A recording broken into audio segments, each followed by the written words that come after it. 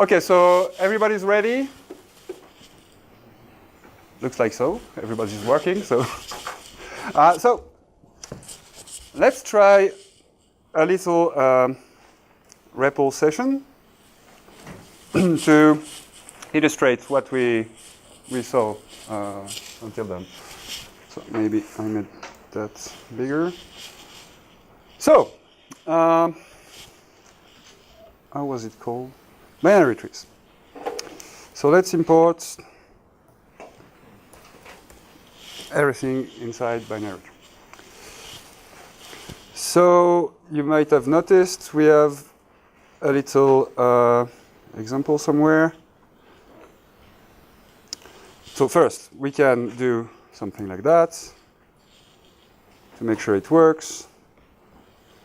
So our mystery function, which we can name quicksort. We see that? So let's try it on a list of 1, 42, 12, 5, 7, 3. Hooray! It has sorted the list, right? Shouldn't be a surprise, but it works. We are happy. So now, yeah, I do that. Let's import Matryoshka and the implicits. And as I said earlier, and I will introduce these notions just after that, but we have these, we can use our simple algebras like the algebras for, yes, these ones. The algebras that goes from the pattern functor to the normal type, the to tree and from tree. We can use them, and we did, to build what they call a birecursive instance.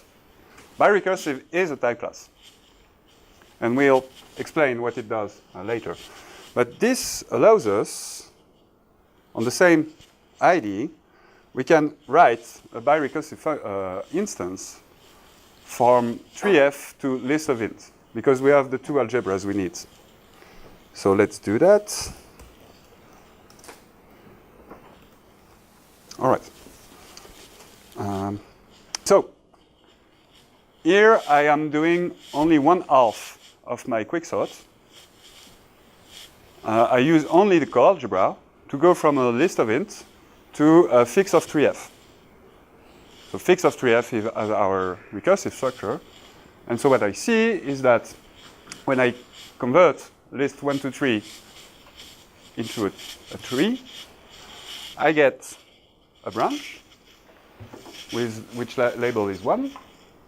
The left subtree is an empty tree. And the right subtree is a branch, which has label 2. And a left subtree, which is empty, and so on. Right? So I can visualize what my coalgebra is doing. Okay? So maybe it will be more instructive if I don't give a sorted list. So let's say I put a 5. That's not really an optimal representation for that tree, right? What do you mean optimal? Well, it's entirely on the right branch. It's all, it's a Yes, but it's a binary search tree. Sure. But it does so because we picked the pivots of our quicksort as the head of the list. But we could have picked whatever element inside the list. So yeah, it's not a balanced binary search tree. Sure, you're right. But so here I have. So this is not really easy to read, and that's the way it is. But here I have a branch which label is 5, and it has a left branch with 2 and 3, and a right branch that is empty, and so on. So I can use the REPL to visualize what goes on under the hood. And now I can use that to kata with my algebra to list. And it works. And it gives me back a sorted list. But of course, this doesn't show me the whole process. But again, I can go back to the slides. And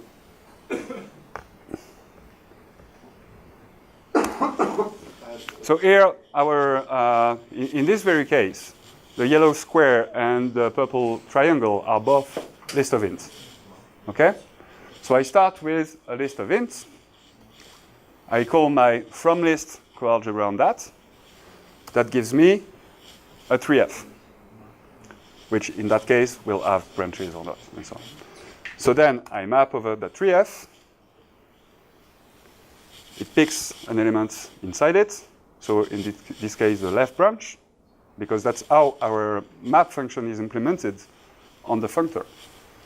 If we were to call map, inside map, if we were to evaluate f of right before f of left, it would have gone on the other branch.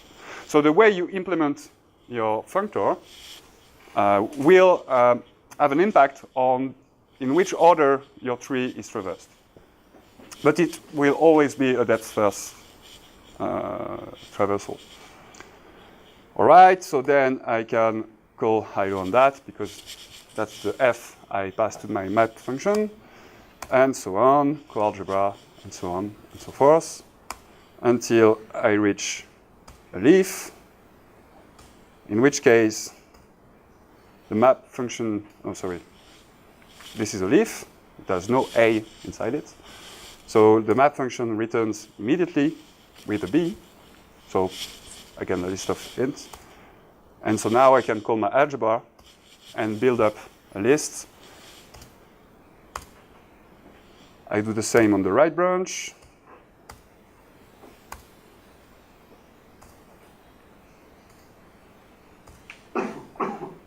And so now everything is like I have an f of b there.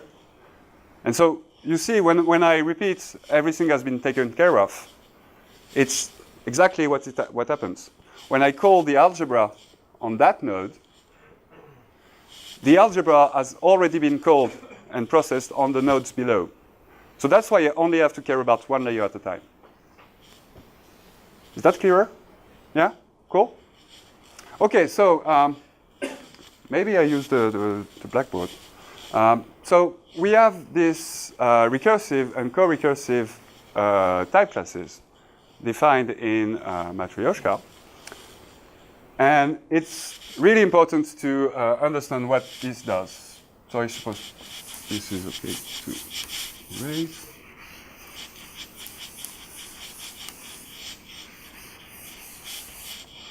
So most of the operations, the kata and ana and stuff like that, are implemented on our fixed point types, right? I didn't emphasize it before, but we have different kinds of fixed point types. Fix, we saw it, is the simplest one, but it has problems. It is not stack safe, for example. So if you have a fix that is too deep, you will run into stack overflows. There are other implementations of fixed point types that are stack safe, namely mu and nu. But we don't want to pollute our code base with specific fixed point types. Because these are only utilities. These are only wrappers. We don't really care about that. So we need a way to abstract over the fixed point type we will be using. And that's precisely the point of the recursive and co-recursive type classes. And bi-recursive is the mix of the two. It's recursive and co-recursive. So recursive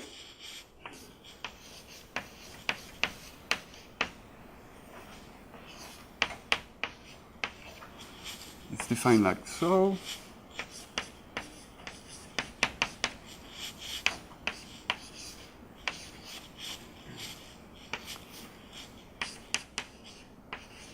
It has a type alias called base.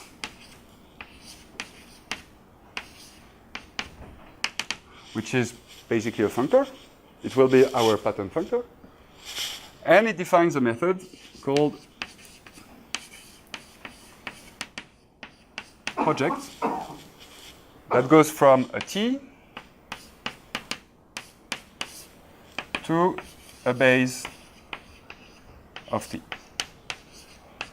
So you can see that as one layer of our recursive structure, and we can peel off that wrapper, that fixed point, using the project method. And the cool thing is, so we define that in order to be able to abstract over which fixed point type we want to use, but it gives us more abilities than that. For example, if I write, sorry. Oh, there are many questions. Be right back. So when I write that by recursive, here, so the, as you can see, here it is recursive.aux. Is anybody unfamiliar with this aux pattern? Yes? Okay. So that's normal. It's a weakness of the Scala type system. It's a trick to overcome some weaknesses of the type system. You see, we define recursive with only one type parameter and an abstract type, right? But sometimes we want to constrain the abstract type depending on the type parameter. And that's when we use the aux pattern. And it might be defined like so. So maybe, let's assume we are in the object recursive. Aux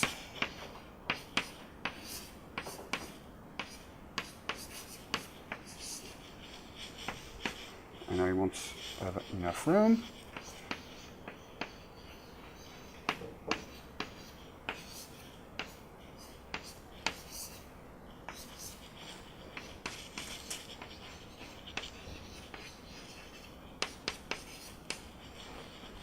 So you probably can't read that, but you can pronounce recursive.aux like so. This is the recursive of tree. So the T here is a tree, such that the base is 3f.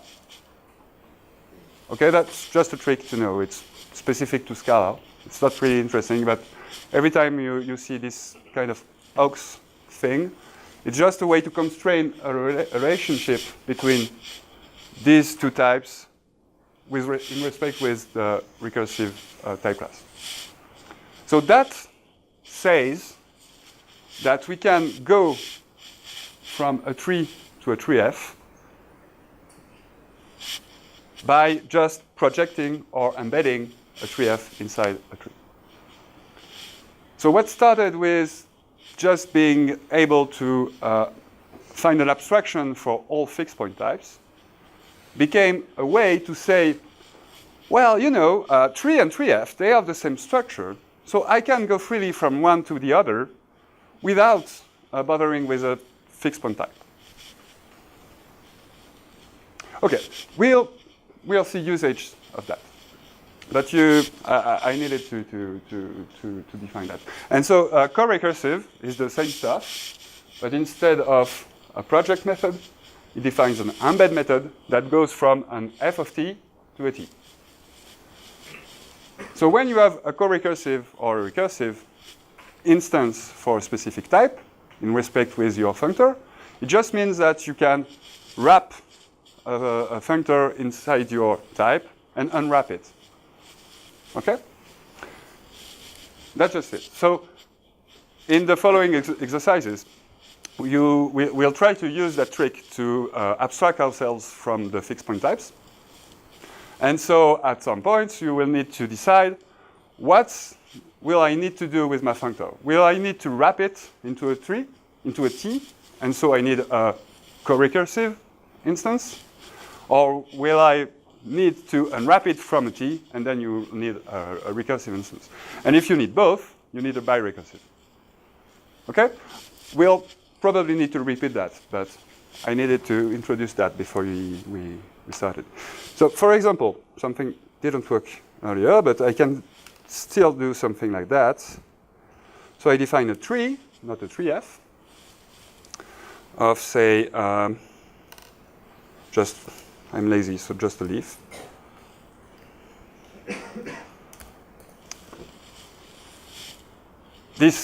The tree class doesn't have any method like kata, ana, and so on, right? But these are defined on the recursive type class. So now I can kata that with two lists, and it should just work normally.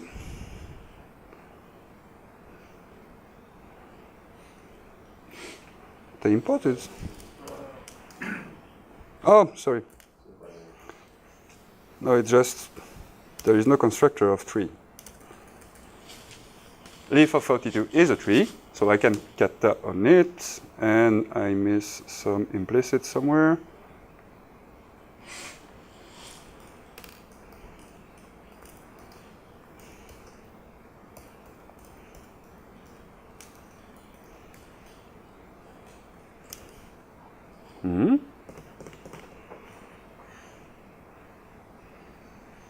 That's unfortunate. Elle est dans une val et elle est en tri. Je pense que ça. Oh yeah. Yeah, the Scala compiler doesn't see that leaf.42 of 42 is a tree. It treats it as just a leaf. So if I define it like so, and I do that, this should work. And it doesn't. Non, je vais implicite. Okay, so it's the demo effect. It should work. It will work, but not today. All right, let's forget about that. And let's move on to our next exercise. So that's almost the same thing we already did. It's just bigger. So I let you work on that. If you have any questions. So yeah. So go ahead. Okay, so you'll soon read me exactly what is your goal on this exercise, but first a quick reflection on what data and schema is. A schema is a way of saying what is the shape of your data. That means that you have, well, a few recursive structures and a few simple values. So the simple values, as you can see, are, for example, a boolean, a date, a double, a float, an integer. We don't go through everything, but you see the examples. And those simple values can be understood as the leaves of a tree, and they are basically what ends your recursion in this case. So to represent data, any kind of data, you will have simple values, you will have structs being objects with fields. They have, in this case, we decided to implement them using a list map. That means that you have a string that is the name of the field and its type, its column type. That is another schema in itself. And that's where the recursion comes from.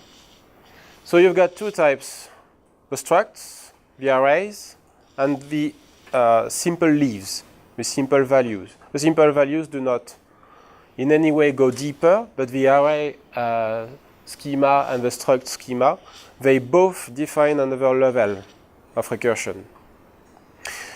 Once again, we're talking about schema here. We're not talking about values. That means that when you have a struct, well, it's not the field and its value it's the field and its schema. And that's the exact same thing for the array. And the array, as you can see, is not a list of A, because it's not a list of elements. We assume that arrays are, well, coherent. That means that inside an array, you will have homogeneous types. You will expect an array of struct of Boolean field. You will have an array of simple types. But once again, it's the schema itself. And as you see, in this example, we did not devise the schema case class. We are not going to use the schema case class. We just need the pattern functor form, and it represents basically the same thing. So the bi-recursive implementation from schema to schema f here will not be coded, because we do not have the ADT that would represent. But if we had to represent the ADT itself, where it would be a struct with a list map of, well, schema, and it would be an array with an element type, that would be a schema as well, and the simple values as usual, the simple leaves. Okay? So go ahead, you've got two parts. The first one, you need to read the readme.md file that is at the boot of the project, and then you can go into the class that is in src main Scala, and that's the 1-schema. Okay? Thank you. You also see at the end of the exercise, the second part of this exercise, you need to write algebras and coalgebras to go from this schema F to the Spark's representation of the Parquet schema, which is the data type ADT. We didn't add a proper dependency on Spark because it means basically depending on half of Maven Central twice. So we basically copied the code for the data type ADT. It's somewhere under Spark /src/ and so on. So if you need to see the docs, the code of that, you can just jump to it. But it's a simple ADT that has roughly the same structure as our functor. So just out of curiosity, how many people here are familiar with Apache Spark? Okay, cool. And Apache Avro? Okay. Oh. So both are, I would say, standards of big data. So one is for batch processing, and the other one is the format of storing data in a way that is both durable and flexible in terms of schema evolution. They are, well, we're in the process of building a data lake, so we need to tackle the challenges of using technologies that are, for the most part, not exactly FP friendly or type safe friendly, especially Apache Avro. Apache Spark, it's, well, not that bad. It's not perfect, but it's not that bad. And you will see the challenges between being to interact in terms of schema and in terms of data. One big paradigm in big data is to separate the concerns between the schemas and the data, because the data maybe will be written once and the schemas may evaluate and needs to take into account schema evolution rules and aliases and default values, optional versus mandatory fields, etc., etc. So we are basically creating our own abstraction in order to be able to project both into Apache Spark or into Apache Avro data, because just out of curiosity for you all, most of the time you will have different storage of data for everything that's real-time or stream processing, and everything is going to be batch processing, because the concerns are not exactly the same. Okay? If you want to know more, don't hesitate. I can help you out on this part, but it gives you an insight into how this workshop is structured, because the goal is to, in the end, being able to ingest any kind of data from any data sources without any code being coded whatsoever, but without sacrificing type safety. So that's the runtime with type safety at compile time. It's a challenge. So that's it. It's just a representation of strings that works well with very big strings. It's much slower than strings. And so show is a type class to be able to print stuff. And so instead of printing strings, we print codes. That's the Scala Z definition of show. And so, so if you have a string value and you want to make a code, you just write code, parenthesis the string, and you can concatenate codes with ++. And there is also a method called mkcode. It's analogous to mkstring, but you just pass the parameter, the delimiter, which is a code, and then you put, it's a variadic method, you put all the elements you want. Okay.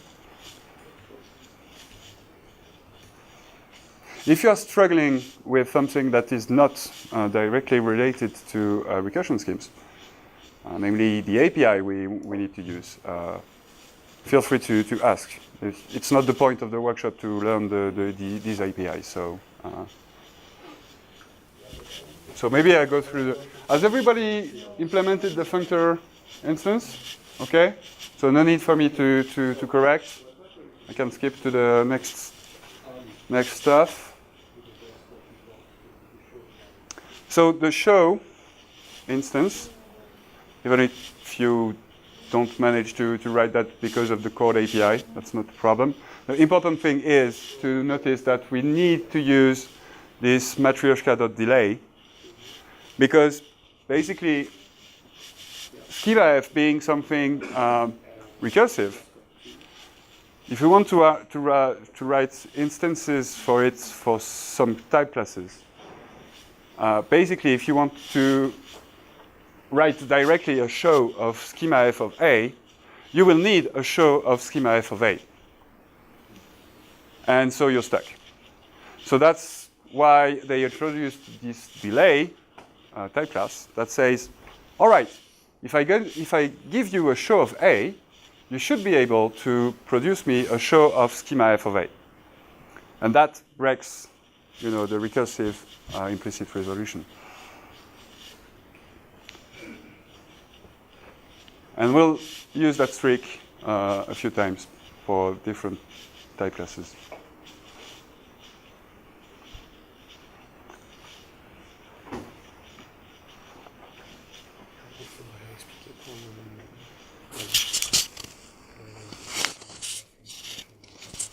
Okay.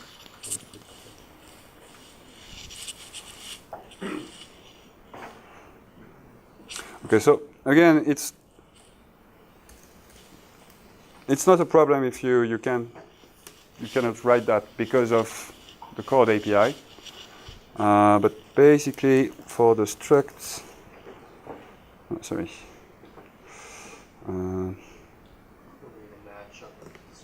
Yeah.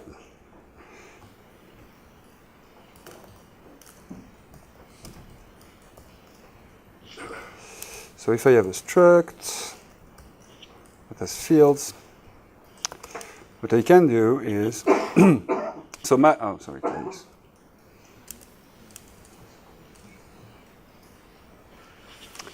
So I can map over the fields to produce a small code.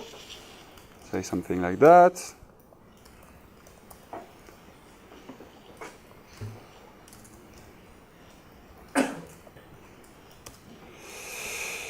I said it's code of name plus code of colon.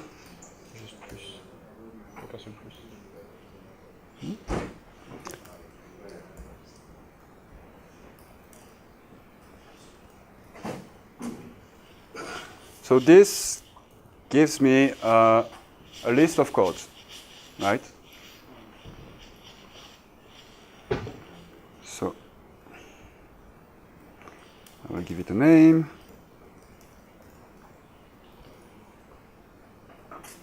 All right. And so the code API has this method, mkcode, where I give the separator, so it will be code comma, and then I pass the elements of the list as a variadic parameter. So I write show fields colon underscore star. And what's the problem? Two lists. Or stuff like that. Yeah, okay. And I want to put my braces before and after. So I can do that like so.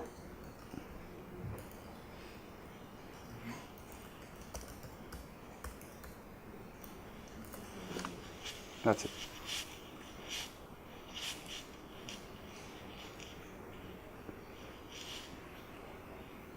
So that's really not the most interesting part of the exercise. If you're stuck, you can just move on to the real stuff, which are algebras and coalgebras.